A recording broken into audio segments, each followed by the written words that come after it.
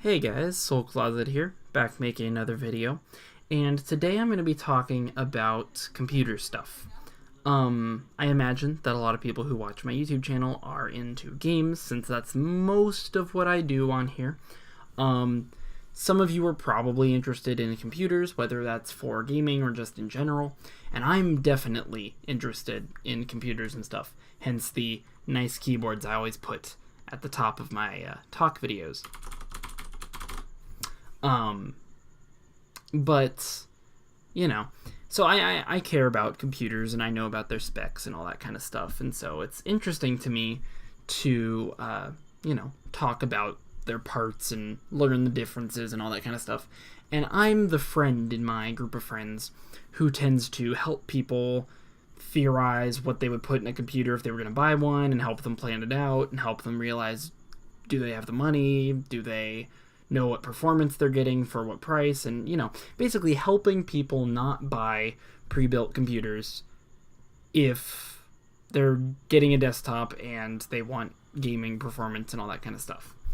So naturally, I get a lot of questions, I guess, from people I know who don't really know that much about computers, but either, one, think that they do and try to pass off to me as if they are talking about something that they know about and they don't really, or more often, two, they know they don't know about computer stuff, but they try to assume so as not to annoy me with questions, and they end up assuming the wrong thing. And one of the biggest, issues, I guess, it's not an issue, but one of the biggest things that I run into is people who think that different CPUs, because they're not the gaming part, since that's the graphics card, they think that different CPUs are basically the same because they're both an i5 or an i7, and they think that, oh, well, you are doing, you should always get the bigger numbers, you should always get an i7, but all i7s are the same. And neither of those things are true. And I've explained it individually to people I know who have not tried to tell me that, but who have assumed that and been questioning why that's wrong. But I feel like making a video about it, and so here you go. So it's time to break out the paper, like we always do for these videos. And first, I'm going to start with a little comparison. I have a CPU Boss up on my phone, great website to compare stuff. And I'm just going to give you a little thing here. So my friend has a laptop that's pretty old, pretty beat up, that has an Intel Core i5 520M. Yes, 520M. And my desktop, up until recently, had an Intel Core i5 4690K. So let me, appropriately label. I'm not going to write the Intel Core part because that's assumed when you're talking about an i5, because there's nothing else that's an i5 in terms of computers. It's just Intel Core processors. So we've got the 520M and the 4690K.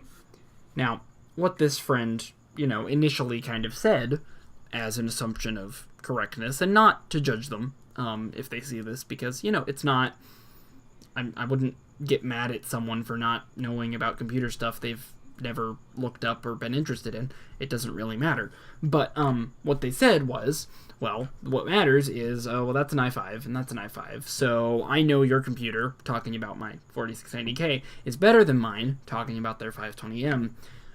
But you know what? They're probably about the same because it's an i5. I should get an i7 when I get a better computer. And I was like, buddy. So let's break it down. Let's assume that you're someone who thinks, oh, well, they're both i5s, they can't be that different. Yes, they can. So let's talk about what the differences are. First thing that's important here, just from the part numbers, or names, I guess, is the letter at the end. If an Intel CPU has a letter at the end, it means something, and you shouldn't ignore it. In this case, M means it is a mobile, that's the M is for, I think, chip, which implies low power, and lower performance. Now, not all M chips immediately suck. What am I doing here? I'm spelling wrong. Taking too long. Not all M chips immediately suck, but if you take an i5 520M and an i5 something for the desktop from the same time, that came out at the same time as the i5 520M, chances are the desktop one will be better because it's not an M. It won't have a letter after it, or it might have a different one, but it won't have an M, and that means that it is a desktop chip and that it has more power usage, more performance, in theory, you know, that kind of stuff. What the K means on the i5 4690K is it means that it is unlocked. And you might ask, what the hell does unlocked mean? Well, what would normally be locked is the clock speed multiplier. So I'm just going to put multiplier here. And what that equates to is overclocking. Yay, overclocking. That might sound scary to people who don't know really what that implies. That's not what this video is about, but it's not that scary if you have good cooling. Basically what a K means, because there is an i5 4690 without the K, but then there's the i5 4690K, which I still own, but it's not on my computer, but you know, which I was using for a couple years. And all that means is you can take the CPU that you get, whether you get the K or not. If you never change anything about it, it's the same. But as soon as you go into your BIOS and you change some settings, you can overclock it, which means it'll run faster and get better performance and use more power and take better advantage of the resources you have to give you much better performance out of your CPU. So, right off the bat, you can imagine that even if these were the same exact CPU other than those things, there would still be a big difference between them. One of them is a mobile chip with less power, less performance. One of them is an unlocked desktop chip with the ability to add more performance and more power. So already we've got some differences. But besides that, the i5 520 came out in January 2010. Okay, the i5 4690K came out in April 2014. Well, 4 years probably makes a difference in computing of any kind, especially, well, not especially desktop computing. I'd say phones have probably come further in those 4 years than computers did, but still, it is quite the sizable difference. And again, with all this stuff here, you can probably tell it's quite different. So, you know, let's leave that aside. But related is the manufacturing process, as it's called. And you probably, if you're watching this video and getting any information of it, you probably don't know what that means. I'll write down the numbers because that's what I'm doing here, I guess. So,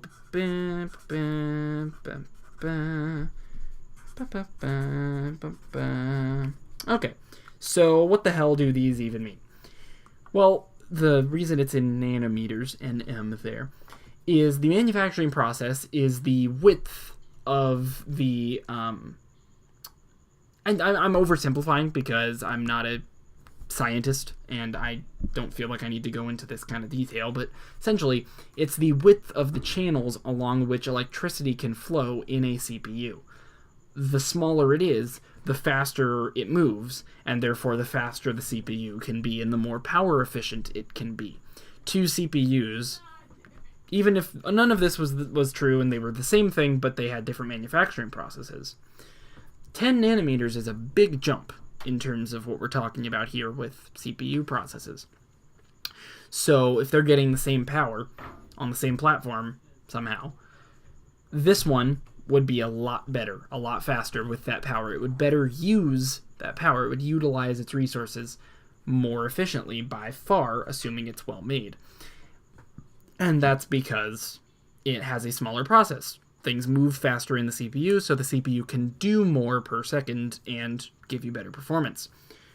So that's a huge jump. 10 nanometers, when you're talking about 32 and 22, is a big-ass jump. It's pretty crazy. So, you know, that definitely contributes. More reasons that these are not the same, just because they're both i5s. Okay. Is there anything else that I particularly meant to talk about here? Oh, okay. Here's another big one.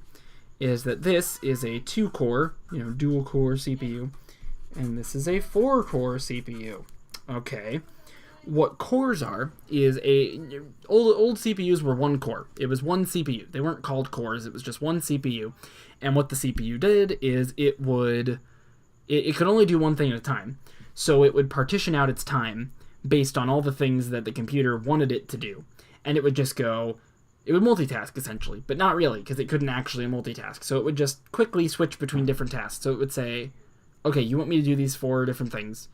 I'm going to do part of 1, then part of 3, then part of 4, then part of 2, then I'll finish 1. Sorry about the fireworks outside.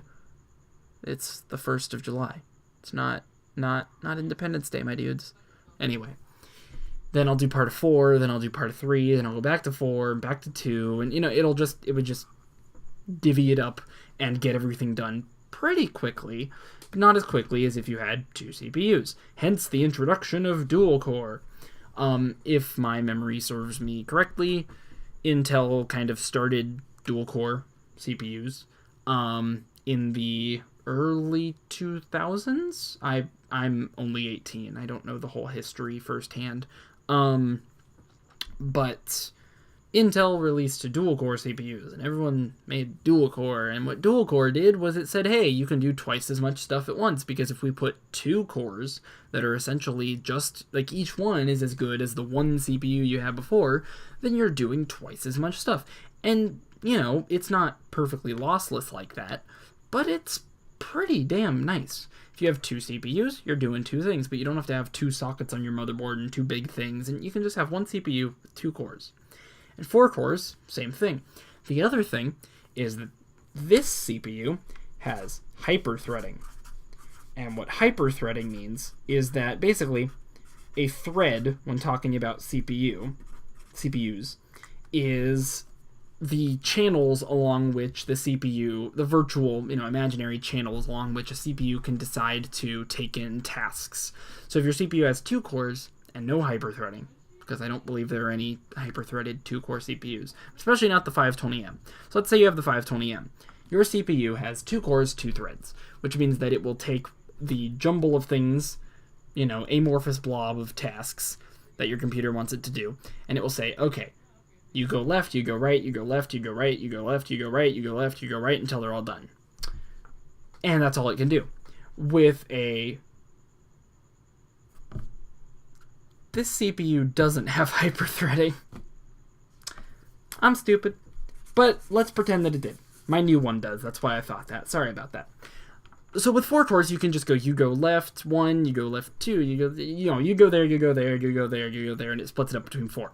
If you have a 4-core CPU with hyper-threading, like my current i7 4770K, it'll say you can go to any one of these 4 places, but within those 4 places, you have 2... Basically, it's more efficient. It's imagining an extra core for each real core. So it's kind of like a virtual machine in a really stupid metaphorical way.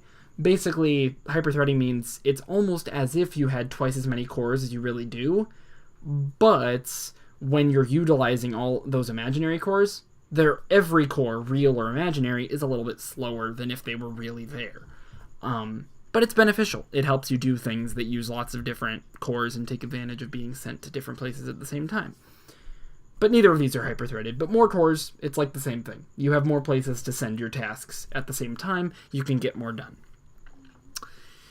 Other than that, I don't believe there are too many other differences. The clock speeds are quite different. This one clocks a lot higher, but that's mostly because it's a desktop chip. So, let's discard the comparison between those 2 specific CPUs. Lock my phone. But what's the whole point of this video that I've been making for 14 minutes? Basically, just because 2 CPUs, or any number of CPUs, have similar names, or seem to be about the same, or came out at the same time, or blah, blah, blah, blah, blah, they're not the same. Intel wouldn't make 2 CPUs that are basically the same. Well, okay, if you know about tech stuff recently, that'll be kind of funny to you, but I'm not going to go into that. Intel wouldn't make two CPUs that are the exact fucking same and release them alongside each other if they were the same, or release them 4 years apart if they were the same. What you basically need to know is that in general, an i3 is not quite as good as an i5, is not quite as good as an i7, but that only applies within the same generation, which usually refers to the manufacturing process and the release date, hint hint, and on the same platform, mobile or desktop. So an i3, an i5, and an i7 from the 6th generation on laptops will scale pretty evenly. The i7 will probably be the best for multitasking stuff, and the i3 will probably be not as good as any of them, and whatever. But on a desktop, it's the same thing. Current generation, i3, i5, i7. Usually. There are exceptions. There are times when one thing is worse for a task, blah, blah, blah. That's up to you. If you're doing anything that requires knowing about that, you probably already know about it. But I just wanted to clear this up because being someone who likes theorizing PC builds and helping people put stuff together and all that, it gets kind of annoying when people just, disregard the fact that two products are different products for a reason. Because you'd think that would make sense, but hey, if it didn't make sense to you, hopefully now it does. I hope I can help. With that said, that's about all I wanted to do today. So thank you guys for watching. If you like these talk videos, leave me a comment down below on what you might want to hear me talk about, or if you like tech stuff, keyboard stuff, hell, phone stuff. I know about a decent number of things, and I can talk about them because it's fun. If you like this video and you haven't subscribed to me already, check it out. Maybe you want to get subscribed, see some videos, like some things, comment on some things, do as you please. With that, I'll see you guys next time. Soul Closet out.